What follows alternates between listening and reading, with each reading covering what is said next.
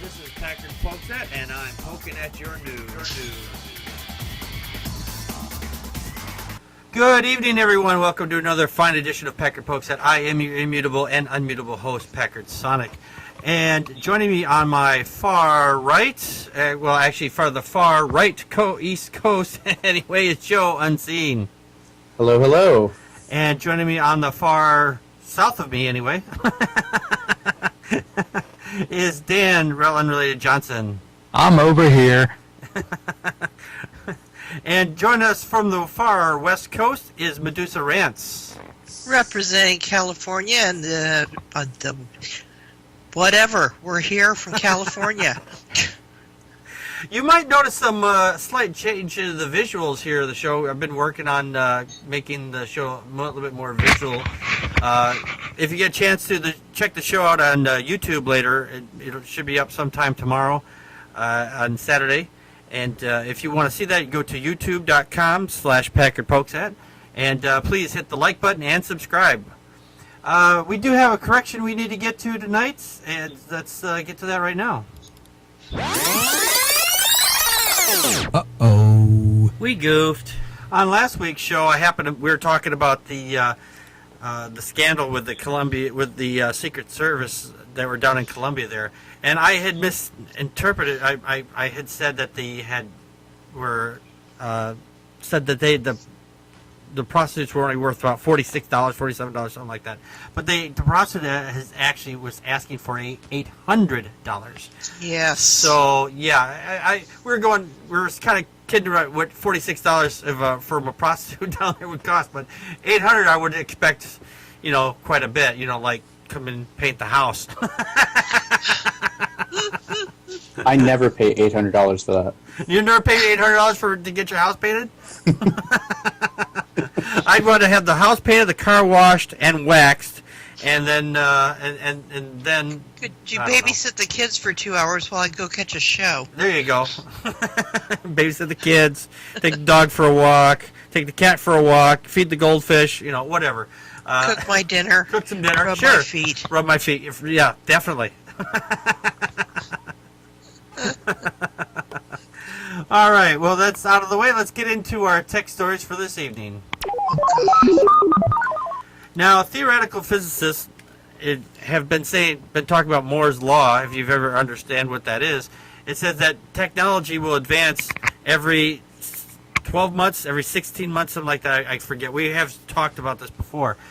But now they're saying that Moore's Law has about 10 years left to go before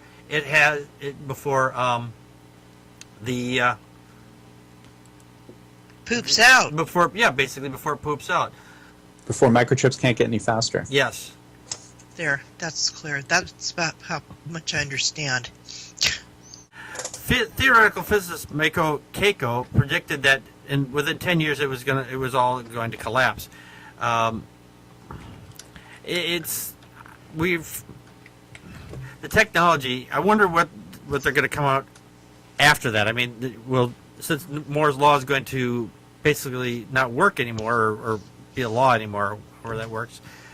I'm wondering, will we have some other thing we're going to refer to it? Dan, your thoughts? Yeah, it's it's contingent on the technology that we have available to us as far as how small we can get the processors themselves. They were talking about, we're going down to 150 nanometer dies, and now they're using 35 nanometer dies. And you can only get so far where the size of the atoms and the size of the electrons has an effect on what you're doing. And the heat generated is an issue. Whether or not you can know where a particular electron is another issue. We're getting things down that small, and it's either going to take a fundamental shift in how we create microprocessors, or it's just going to we're going to bottleneck and just hope for newer technology. Yeah, I think that's what it's going to come down to, is we're going to have better technology to work with. Other than that, I have no idea. Of course, they're working on this now. So in 10 years, who knows what kind of things are. Maybe we'll have processors made of, well, we're already made of glass. Maybe they'll make it out of candy or something. I don't know. Medusa, your thoughts? That's about as close as I am to understanding this whole thing. They make processors out of candy. I'm with Dan, and because Dan understands this, there's too many rules. It seems like, but it's exciting to me because it seems like we're on the verge of finding a new way to convey more amounts of information more effectively. So, in that sense, in how I understand this complex issue, that's how I feel about it. Yeah, it is complicated. I mean, yeah, and I'm going to say I don't know much about it, but that's how I see it happening as a positive. Yeah, Joe, your thoughts? I think this is really interesting. I think the new technology would have to rely on a new material, probably something that's very heat resistant. Because that seems to be the big problem, is that they're spreading the material so thin that it just gets hot and melts. Yeah. So the next level, the next generation will be something that can hold together on a molecular stage, resistant to that heat. What I thought was really cool about the video that was attached to this article was that he had mentioned IBM was able to pull off the computation 3 times 5 equals 15 using just 5 atoms. Wow. And that's pretty amazing. Wow, that's... I don't even understand that. Dang it, Well, atoms are really small. Yes, I know that. I got that answer correct in high school. They're smaller than a bread box, people. Okay. It's amazing that they can manipulate things on the atomic level to create machines that work. Yes, that's true. That's like the amazing world we live in. Yes, it is. It is really amazing that the fact that they can do all this stuff. Mm-hmm. So I was at the Massachusetts Science Museum in Boston, and I saw a computer that can create calculations, and it was made out of Tinker Toys. Oh, that's kind of cool. Yeah, the students at MIT made it, like, I think in the 80s or something, and it was just Tinker Toys that interlocked and moved, and it could do calculations. It was pretty amazing. Yeah, speaking of making like a calculator type thing, somebody had made one in the game Minecraft. They made a working calculator in the game Minecraft. So, Really? Yeah. Wow. Yeah, you can do that in the Little Big Planet and Little Big Planet 2 games on PlayStation 2. You can get some pretty intricate calculations going on some of the things. It's pretty neat. Yeah. It's always fun to see how people used our technology in ways we were not expecting it to. Moving on, Skype has revealed that there's an exploit that reveals the user's IP address. Now, when you're out using Skype, if you're at somewhere and it reveals your IP, it can show basically where you're located at. I mean, within 5 to 10, well, I don't know if it's 5 to 10 feet or so, but I guess it depends on at least where you're broadcasting from. There's a hack that you go to, and it basically you can zero down to where you're at. This could be a potential problem because people could, if you're trying to, let's say you're overseas and you're trying to bring in a story, and the government doesn't like this kind of information getting out, they could probably find you and, eradicate you. Dan, your thoughts? Yeah, this, it could be an issue with people in more sensitive areas, dissidents in Iran, China, Pakistan.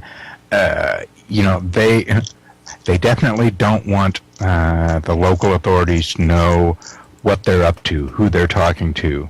And this could, potentially be very dangerous for them.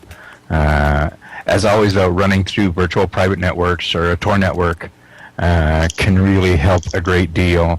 But, Microsoft now owns Skype, and they've recently made a shift in how they do their supernodes. Rather than using specific users of Skype as a supernode, now they have them all switched to machines running Linux, of course, which is odd for Microsoft.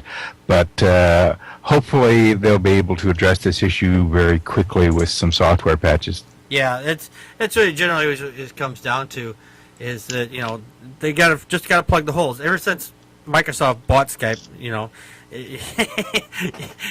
how Microsoft fixes things. Do it over and do it over and do it over. It was working fine before, but I guess these holes were going to eventually show up anyway. Medusa, your thoughts? Oh God.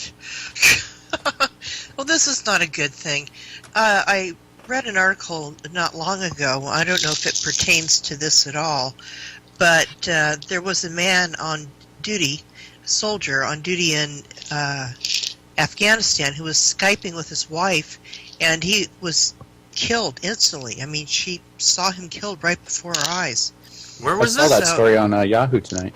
I must have missed that. Can you shed some more light on that for us? I didn't read it. I just noticed it was the top story. Yeah, it was the top story, and Pretty I horrible. just wonder if something like you're talking about was involved in that, because they were able to pinpoint exactly where he was and take him out. Oh, really? Yeah. Oh, wow. That's the most prescient thing I have to offer on this topic. Huh. So, and I'll have to look that story up. I don't didn't come across that yet. I'll look that one up. I'll find a link for you and shoot it to you guys. Sure, that sounds good. Joe, your thoughts?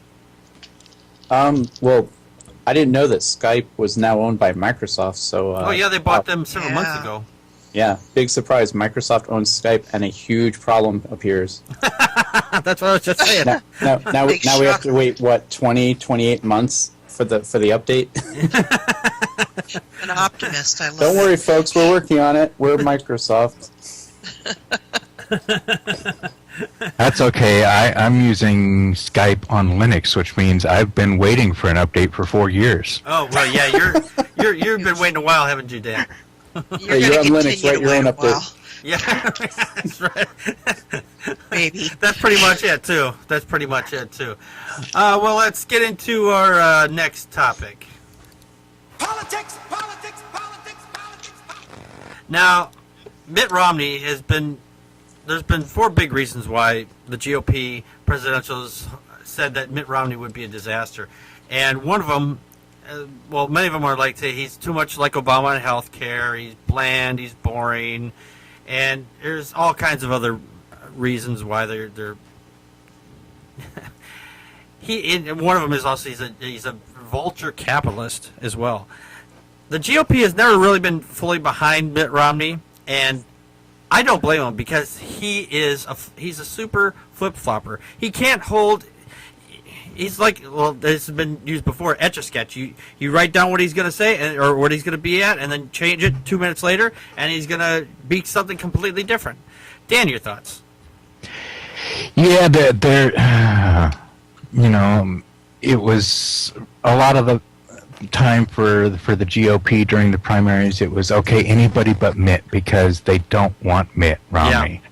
Yeah. And Mitt Romney's the only viable candidate they really had, and he is very much a more moderate Republican than you would think, which makes him very much more like Obama, who they really despised because he's a black Democrat. Yeah.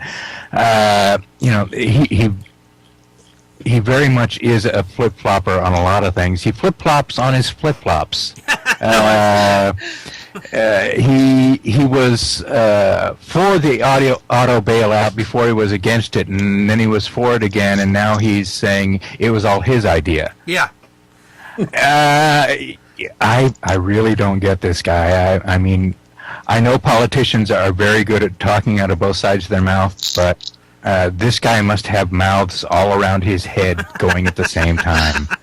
It's unimaginable. He really is out of touch with the real life of real people that don't make billions per year. Yeah. He at one time, if you listen to his seen his track record, he said he was for abortion, but only in case of rape and incest, and now all of a sudden he's like, oh no, I was never for that. And when his track record shows completely opposite, and there's audio of him saying he was for it, and then he's against it, and then because he's going to get the nod from the GOP.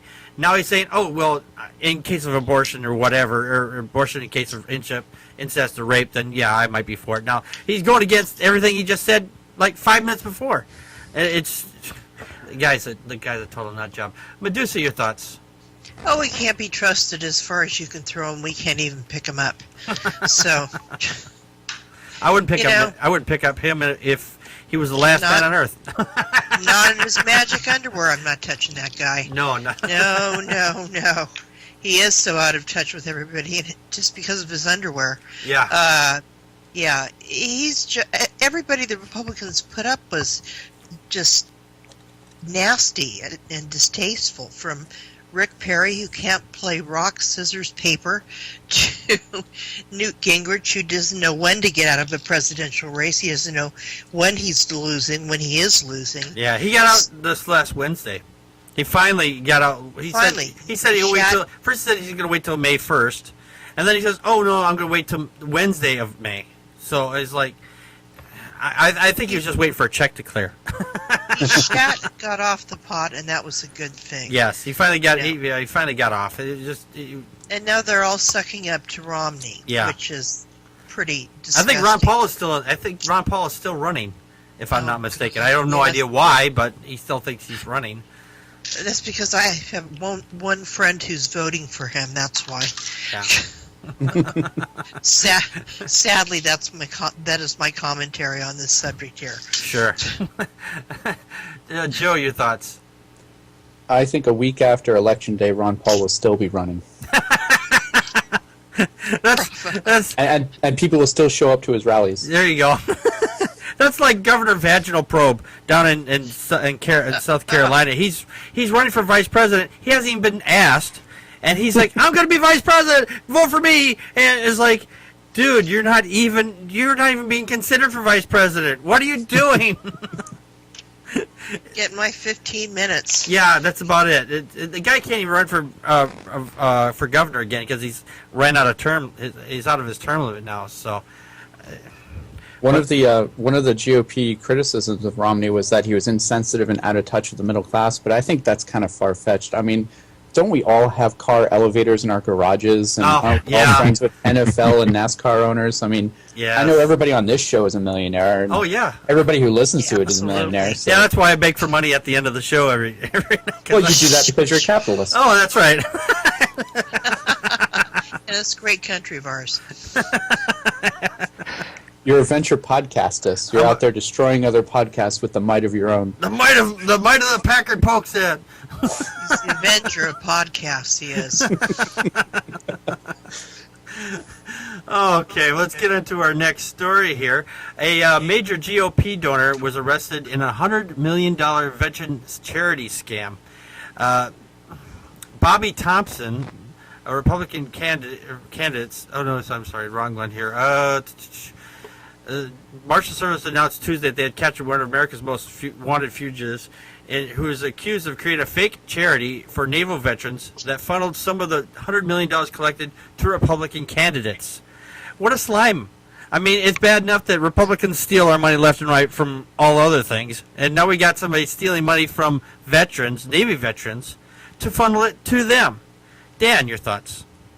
Yeah, this guy's a slime bag. You know, the fact that he was donating so much of this money to the Republicans, you know, it could have been anybody. He could have been donating it to a televangelist or to PETA. You know. Oh yeah. But the guy is a slime bag. They've been on his trail for quite a while, and they finally got him. And I'm very happy about that. You know, there are a lot of people that, you know, end up in our justice, if you want to call it that, system, and, you know, really have not a good reason to keep them behind bars for a long time. This slime bag needs it, though. Yeah, definitely. Yeah, he was apparently. No, I did have the name right. It's Bobby Thompson, and he apparently. Yeah, that's the alias he was using. Oh, is that the alias? I wonder. I wonder what his real name was. I don't think it says it here. But he says he was also putting donations for McCain, Boehner, and actually one of our previous presidents, George W. Bush. So this guy's been doing this for some time now. Medusa, your thoughts?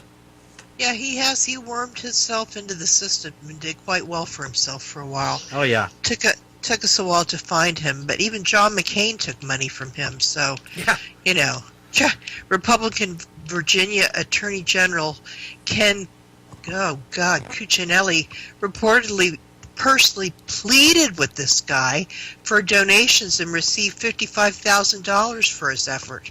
So if you look at the guy, he's an utter slime bag. I hate to judge a book by its cover, but I can't believe that he would talk to anybody and anybody would give him any credibility at all. Yeah. I always say actions often speak louder than the words, and his actions definitely makes him a slime Yeah. bag. So don't feel bad that you're judging him like this, because you're basing him on his actions, not basically on Well, who he yeah, was. but I'm a nice person, so I hate to talk bad about him. But this guy is a scumbag, and he can lose the goatee. I'm done. That is one weird looking goatee. And think you'll it's see you covered can see a some- picture of him over at packardpokes@wordpress.com at the when the show gets posted on Sunday. Joe, your thoughts? I concur. The guy's a scumbag, and I think it's great that the U.S. Marshals put in so much effort to catch him. And now that they got him, I think it's a bit of an embarrassment on the people he helped, because he went to the Republican conventions and got his picture taken with everybody from Bush, McCain, Boehner. So these pictures are And going they to start couldn't catch turning him? up now. The Secret Service is all around these people. They screen all these people because We they were know given. what they're Well, doing. he was a major donor, so of course he would get his picture taken with them. Oh yeah, they don't care who. Yeah, they don't care if he's a slime bucket, just as long as they get their cash. Right. You actually pay more money to have your picture taken with some of these people. It's part of the jeez. incentive of donating. Oh man, it just the whole GOP is just slime right now. It just I'm getting frustrated with so I'm gonna stop right here. Well, they're painting themselves with their own black brush. So, yes, they are. so That's for sure. That's it's for kind sure. of fun to watch in a way. I hear Eric's voice in the back of my mind saying, wait a minute. Yeah. Well, he'll just have to come on the show, won't he? Yes. Well, let's get into our next topic. Give me the news. Now, there is, when you go, well, let me start again here. When you have I don't have grandchildren. I only have kids. I don't have grandchildren yet. But when you have grandchildren, the last thing you should do is tow them around in a toy car, and do it while you're intoxicated. These two drunk grandparents were arrested for using their vehicle to pull their 7-year-old granddaughter while she was in a toy car. She didn't have any protective gear on, and she was just wearing just a bathing suit. And they were going about 5 to 10 miles an hour down the road. And they're using dog leashes to pull this child around. They were attached to the hitch of the trailer.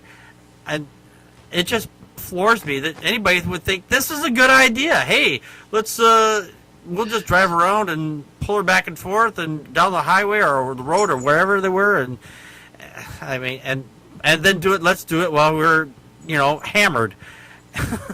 Please. God bless this great country of ours. Thor will get you for that one. I hope so. I'm bringing out Zeus. I got Titans in my back pocket. There you go. Dan, your thoughts? Yeah, this is boy, wonderful grandparents. I'm guessing they won't be staying with grandma and grandpa, on their own anymore. The girl's just 7 years old, and here she is in this little plastic car getting pulled behind the SUV. Now, in their defense, I am glad that grandpa was driving. Mm-hmm. Although he doesn't have his license because it was, yanked after he had a DUI 10 years ago. But Grandma was in the back of the SUV in the cargo area, so she was watching the little girl in the plastic car. They weren't both up front where they couldn't see her. That's one mitigating factor. I mean, I'm glad of that at least. But yeah, both of them are. Let's just say the alcohol has probably killed more than a few brain cells. Yeah.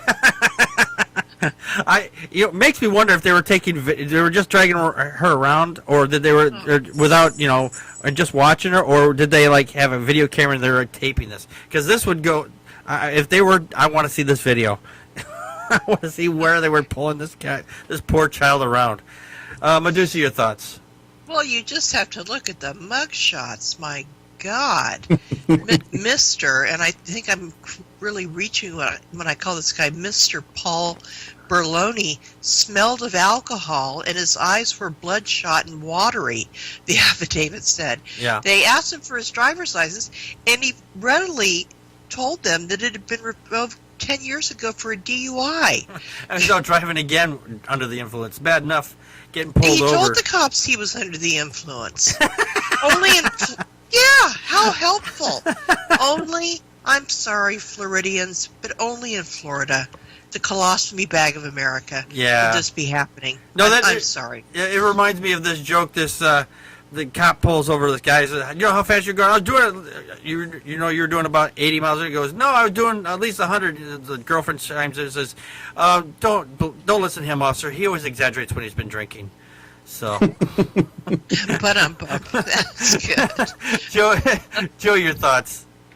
The little girl driving the toy car was in better condition to drive than her grandfather behind the wheel of the real car. No, that's sad, isn't it? I mean, at least she wasn't drinking. Yes. If they had put some, padding on her, it wouldn't have been so bad. But she's in a swimsuit. What if something had happened? They had a bump and she flipped over. That poor child would have been in 7 blocks down the road. There's no brakes on those toy cars. I mean, what's the little girl going to do? Put her feet down through the floor and, stop herself with her feet? She could have hit the back bumper of the truck and hurt herself that way. Yeah. And the grandmother, she was like, "Oh, we've been doing this all day. We're just having fun." All day. All day. Yikes. I think she was talking about the drinking. Oh, right. That very well could have been. If that's the case, then that's a little bit of a relief for me, because I thought, all right, well, if they've been drinking and they've been driving the little girl around all day, did they have drinks in the car? I would hope not. But most likely they were. If they've been doing it all day, they were probably drinking while they were doing it down the road. It's just sad the state of some people have with other people's children, much less their own. Our next story here. A man sues BMW for a 20-month erection after a bike ride. He rode on this BMW North American motorcycle, and he's claiming that the 4-hour round trip it's a 1993 BMW with a ridge-like seat gave him a severe case of priapism. Persistent lasting erection that lasted for over 20 months and still counting. Now I'll tell you something. If something like this were to go on like this, I think this would put Viagra out of business, because take a pill, just take a 4-hour trip and you're good to go for good 20 months. After the first 4 hours, you're as one comedian said. After the first 4 hours, you're a circus act. You're not even having sex anymore. You're no longer a sex machine. It's no longer sex machine. You're just a circus act. Dan, your thoughts? Yeah, I'm kind of skeptical. Usually they operate pretty quickly on this kind of thing, because it can very quickly result in gangrene, which necessitates that amputation. That happens. I'm thinking, it's possible that he had a case that was exacerbated by this seat, but he did not have an erect penis for 20 months. He would have lost it from gangrene long before then. Yeah, that'd be. Ugh. Or we would have found another use for it.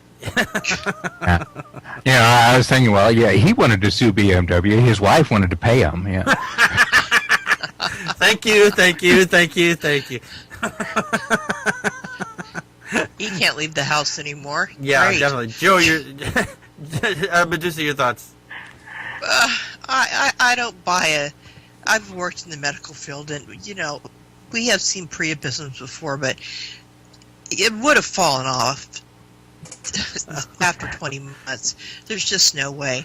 And the other thing that makes me doubt it is, if it's just this one guy, why aren't other guys Trying this having too? this? Why isn't there just a litany of guys who are riding this fancy motorcycle and getting priapisms? It seems to me it would be happening more frequently. Yeah, you would think so. Than just this one guy. I just think he wants money. Yeah. He wants to sue. I'm a It could cynic. be. It could more than likely. It's just he's just making it do this as a scam. But I mean, it's a scam. Yeah. He wants money. He's poor. But the thing is, though, there have been a lot. There's medical things that are outside of our general experience do happen on occasion. So it is possible that it might have happened, but I'm very skeptical at that it actually happened. Joe, your thoughts? I can't talk right now, Packard. I'm on the phone with the BMW dealership. I'm getting a motorcycle. It said it had the banana seat. Yeah, I need one of those. Order two. I'll come by and pick the other one up. All right, double the You're order. right. Packard wants one also. Mm-hmm. Hey, I don't have a penis. What's in it for me? Let's just say you won't be walking you won't be able to walk for 20 months. Oh, all right. Come on, we'll have leisure. I like that. Yeah, you'll need a wheelchair, and you have those spittle coming down your mouth, and everybody will think something else, and they'll be like, oh, no, that's not the reason why. Dawkins in the chat room. Dawkins dog in the chat room says, "Didn't they make an arcade game based on that? It was called Hard Driving." Thank you, Dawkins dog.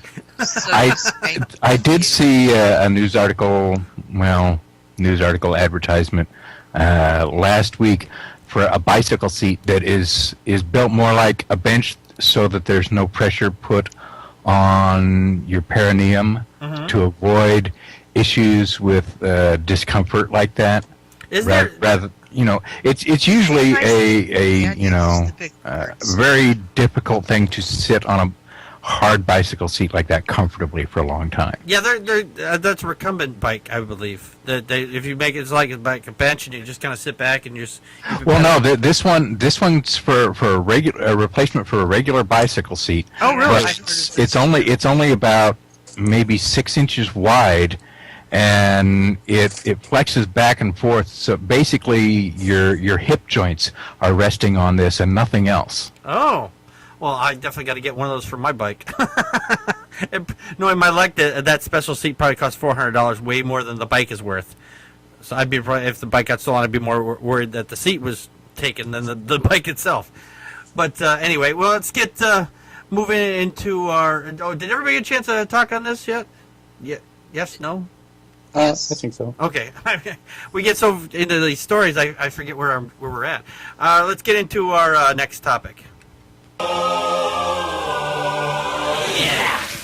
Now, for clergy, when you leave the clergy and you lose the faith, as it were, it can lead to lost family and jobs, because religious people are just so loving that when the people around them stop believing, that they just want to have nothing to do with them.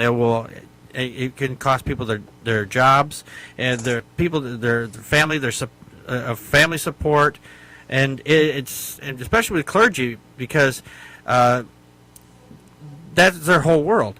There's a project. It's called the Clergy Project. People who are leaving the faith, and they go into this to work with these people. What they do is they help them out.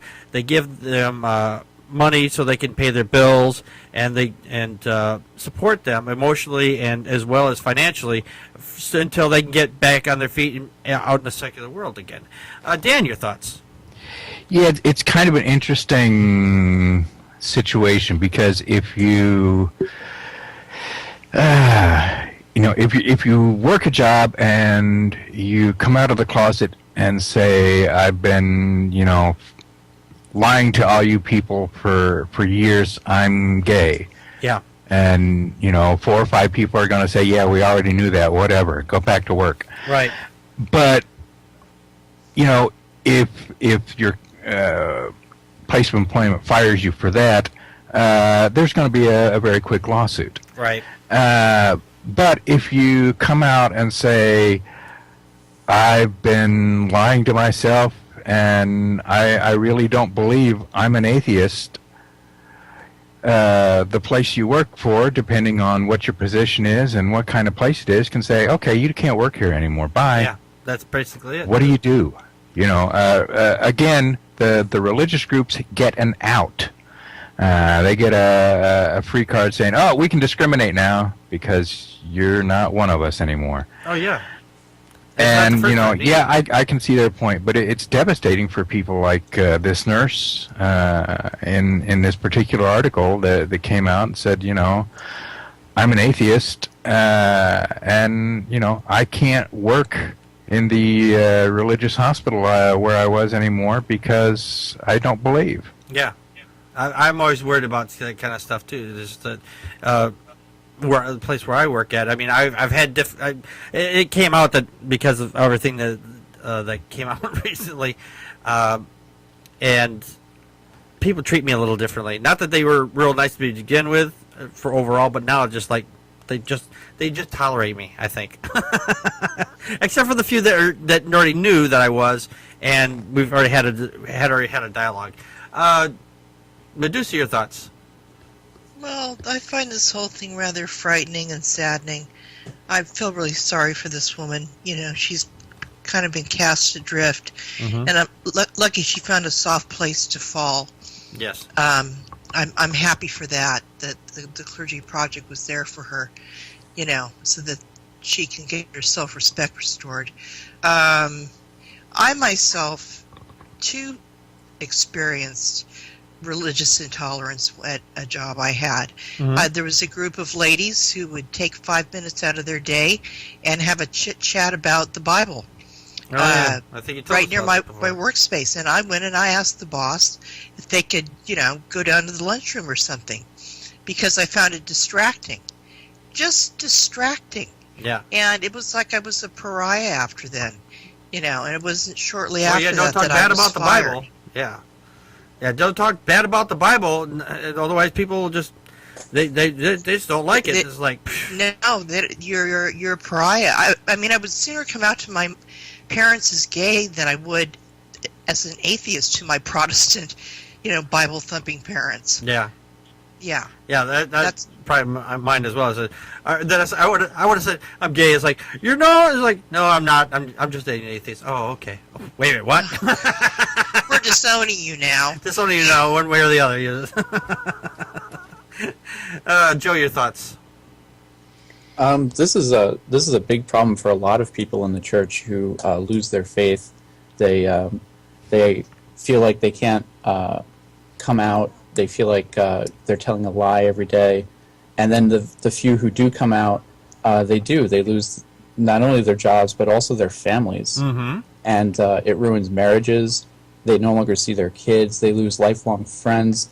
I've heard of accounts of some people they've had to move to new parts of the country and just start over. Yeah, because everybody in their town knew that they were the church leader. They were respected church leader, and now they're crap. They're atheists, and they have to leave. Yeah.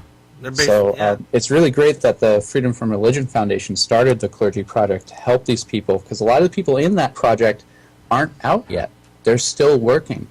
Yeah. And they're members of the project secretly, and they do this all anonymously so that no member of the project knows who anyone else is, and they can't out each other. Yeah. So it's a really good project, and it's good for helping these people who are in these tough situations. Yeah, absolutely. It's nice that they have some place to at least turn to until they can get out of these churches and whatnot, and say, hey, you know what? I stopped believing this stuff because I actually read the Bible. Like many of us have. It's just nice to know that they have some place to go. They're the first ones to notice all the contradictions. Absolutely, because when, they actually when read they it. go to theology school, they actually get taught, okay, listen, this contradicts this. You have to understand that, but your faith will get you through it. And it's like, well, if you start to think about it, well, no, my faith isn't going to get me through it because it contradicts. Right. Yeah. There's like when it says if something contradicts it, one scripture contradicts another, then both are true. It's like, how does that work? Then that means it says nothing at all at that point. But anyway, let's get on to our next story here. A ruling in the courts says Jesus doesn't heal cancer. Like, duh. They had to figure that one out. A church billboard proclaiming that Jesus heals cancer has been breaching advertising standards, suggesting that the church can offer something other than something that churches cannot actually offer. That they're saying that, Jesus heals cancer. But, if that were true, then why the church is just full of cancer patients and then just walking back out cancer-free? Because it doesn't happen, people. It does not happen. People say, well, I was praying and my cancer went away. There is spontaneous remission. It does happen. But most of the time, it's doctors and nurses and scientists that study cancer to get rid of it is what gets rid of cancer. Not praying. Praying doesn't do anything. Dan, your thoughts? Yeah, it reminds me of a local billboard that I wrote a blog post about a few years ago, and it didn't come right out and say Jesus heals cancer like this particular billboard did. That one was a pretty egregious example. The one here in town said, "Does Jesus heal today?"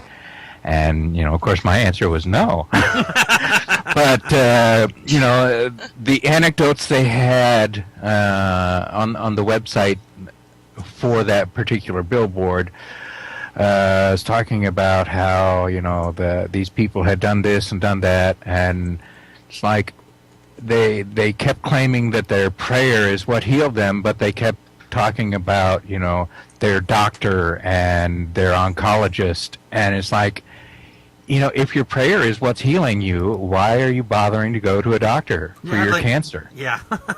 I have... which is the scary thing about groups like this. They will convince some people that they don't need to see a doctor for their disease. Indeed. Yep. Especially Christian scientists. Oh, yeah, absolutely. Peter Popov and stuff. Yeah, I know a guy from work, and I tried to use this argument with him. He's like, oh, well, no, God gives us other people to fix this stuff, figure this stuff out for us. That's why it's okay to go to doctors and to ignore this whole thing in the Bible saying that Jesus does this work. It's like, oh, you're trying to have it both ways, huh? Yeah, sure you are. Yeah. It just blows my mind that they're cognitive distance between the two. It's just astounding. Medusa, your thoughts? Well, it's if we tax these people, we could sue them for false advertising. Yeah. Plain and simple, and we'd be getting money from them, which would be great. Yeah. Because we would use it to sue them for things like this. Oh yeah. Definitely, Jesus heals cancer. No, I had cancer, and the people who cured me were all doctors and nurses, like you were talking about. But I had people who were convinced. I had my mother set up prayer rings for me all over the bloody country, and they swear they saved my life. Yeah. It's yeah, and they've done studies on that, and they know that remote prayer doesn't work. And they kept saying, well, they got to be really far away for it to work. I'm like, how does that work? Be really, really close for it to work. Yeah, no. This was they were saying. There's a lot of these people say no, that for their prayer to work, they have to be really far away. So the farther away they is, the more the prayer works. I was like, oh, how convenient is that? Yeah, exactly. If you're real up close and personal, I guess it just bounces off or something. It's just coming in too fast, boom, and it just bounces off. This way, if it's farther away, it has time to impact you a little bit more. Whatever. The Holy Spirit is able to infect you. That's great. Yeah, that's about it. Joe, your thoughts? Wow. I've gotten Who are you into gonna debates call? with people on Twitter who've actually said to me, like, oh, I know God is real because this girl in my church, she had cancer, and we all prayed, and now she doesn't. And I would say to them, I'm like, whoa, wow, that's great. That's fantastic news. I'm so happy she's healthy. Did she forego any medical treatment? And there's a long silence. Grasshoppers. And it's like, well, no, she went to the doctor. I'm like, exactly. But they didn't do anything. They just gave her the medicine. They just treated her. They just seen her. But God did all the work.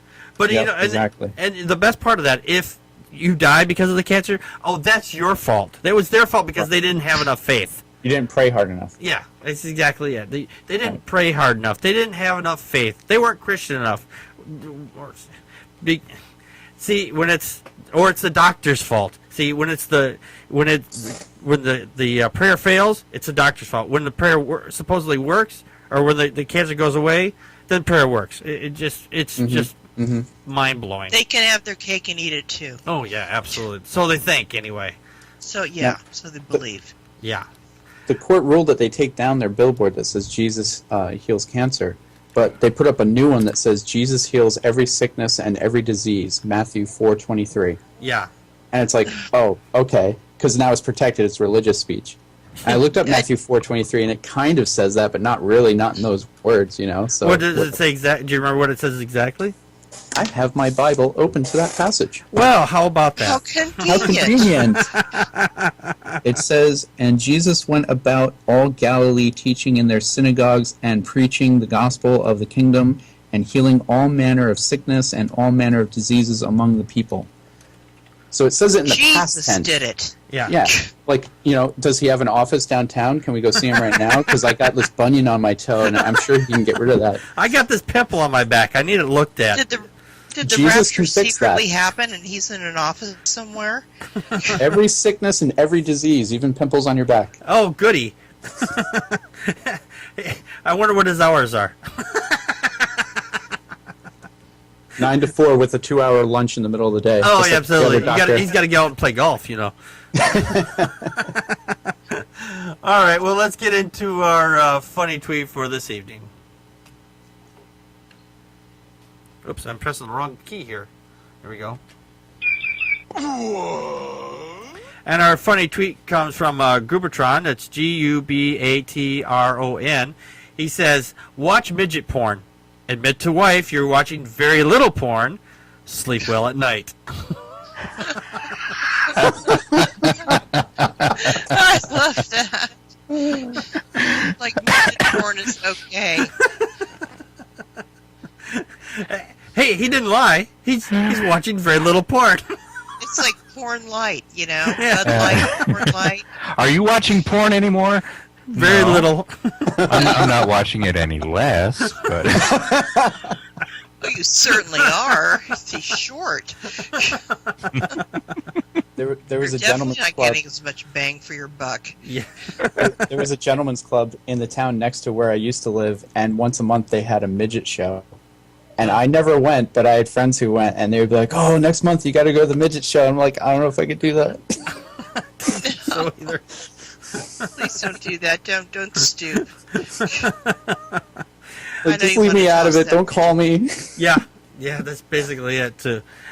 Okay, well, let's get out to our shout out for this evening.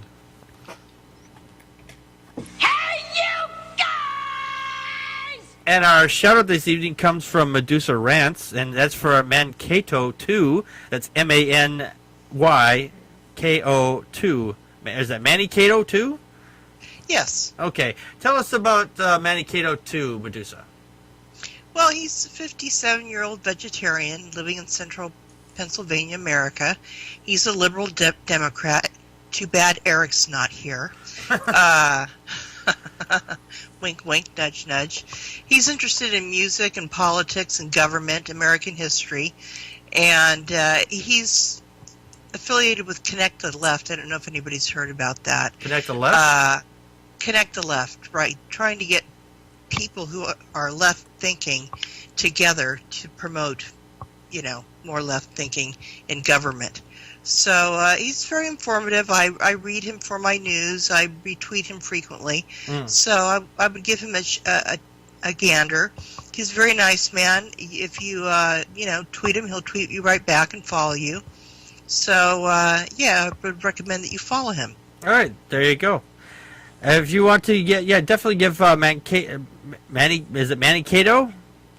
At ManyKO2. ManyKO2. Give him a shout and at ManyKO and the number 2. And let him know you heard him tonight on the show. All right, let's get on to our question of the week. Keep hitting the wrong keyboard here. Excuse me. I have a question. I have a question. I have a question, sir. What are you doing? I'm asking you a question. Our question for this week, let's start with the question from last week. Our question from last week was, if I can find it here. Let's see here. That's the wrong one here. I didn't put it up on the screen here. Okay, I didn't put it up on my iPad. What is the last week's question was? What would be the first sentence of your autobiography be? And we had one reply. We had one from, let's see here, from Wizard of Todd. He says, "You're about to read about a wizard, the wonderful Wizard of Todd." I know him. He is such a nice guy. Wizard of Todd is awesome. Yes, he is. He is a very funny guy. He's a very funny guy. And our question for this week is, if I can read it off, I'll have to read it off the screen if I can. It says, all right, question this week, what creeps you out? Dan, what creeps you out? Your mom. My mom's dead. See? See, that would be kind of creepy. Yeah. If you've been seeing my mom, we need to talk. No, what creeps me out? Pedophiles.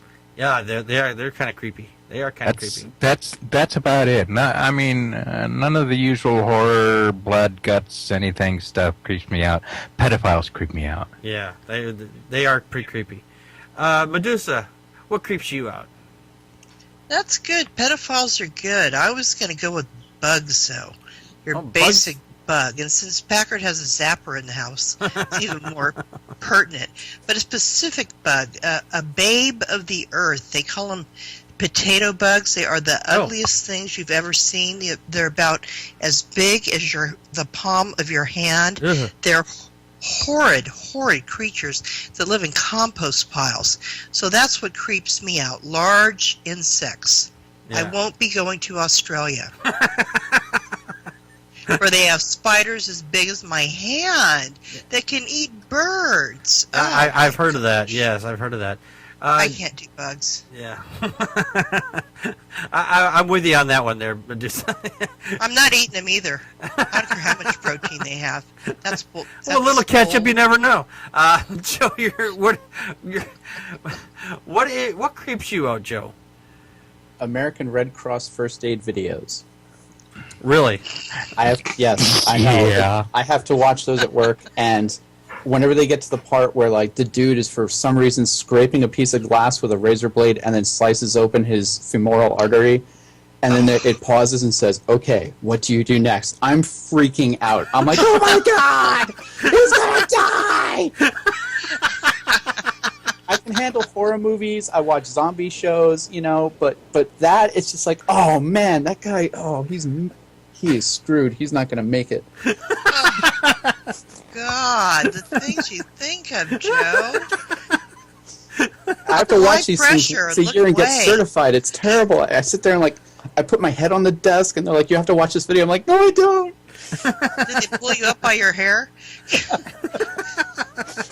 Watch it. You'll get this. They wanted me to teach the class at one point. I'm like, "Are you kidding me?" You mean you want me to watch this twice a week? Oh, that's too funny. That's too funny.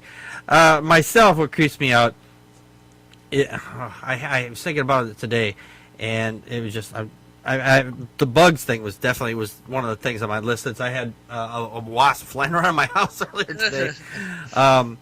But yeah, I think I have to go with the thing with Medusa there. Certain insects. I mean, if they're, I can handle them for the most part, unless they're like flying to attack me or whatever. Because I have a problem with black ants in my house right now, and literally, I had one crawl up my arm while I'm laying in bed, up onto my iPad while I was looking at it. I was watching that movie.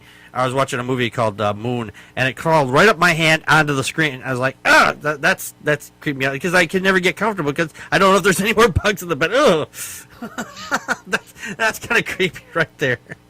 That's completely understandable. When you got bugs in your house, every little itch feels like a bug crawling on you. Yeah, absolutely. There's a movie called Bug, as a matter of fact, about two paranoids who think there's bugs in their hotel room and that they're under their skin and they contain microchips that are, Yeah, those sending out are a whole signals other to issue of everyone. bugs.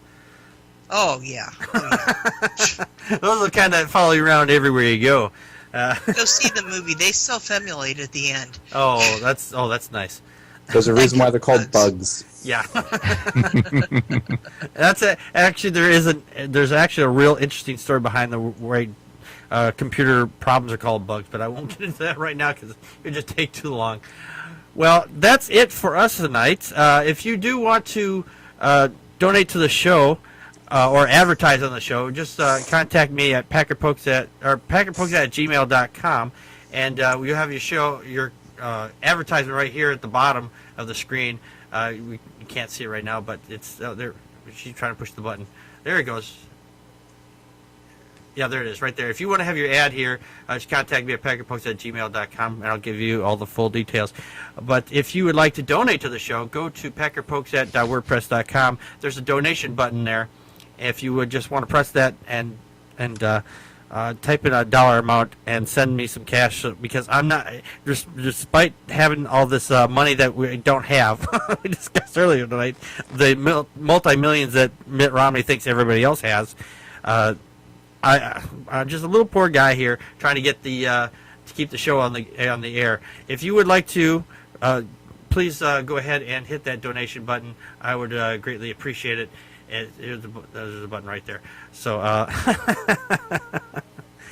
but Packard needs another sports car. Yeah, He needs another elevator. I need an elevator. I need another elevator for my car.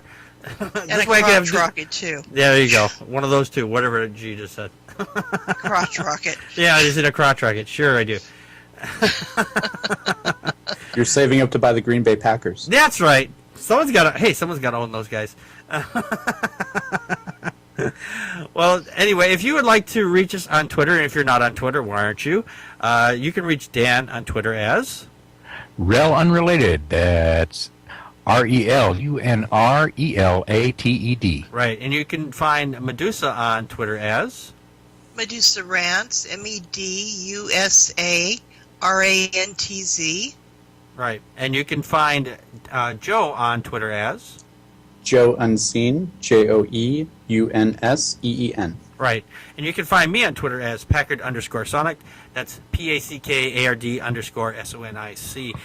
And if you would like to reach the show or sign up so you can get the show notes and the show announcements anyway, go to on Twitter as Packard Pokes, all one word, and you'll get announcements when the show is coming out or when the show is being posted on the website there at packardpokes@wordpress.com.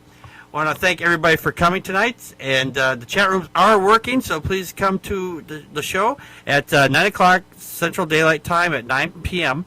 And if you can't chat, just sign up and you can come in, join the chat room, or at least just listen and watch. Well, thanks everybody again for coming, and we'll see you again next week. This has been Packard Pokes. We just poked at your news. And that's a wrap.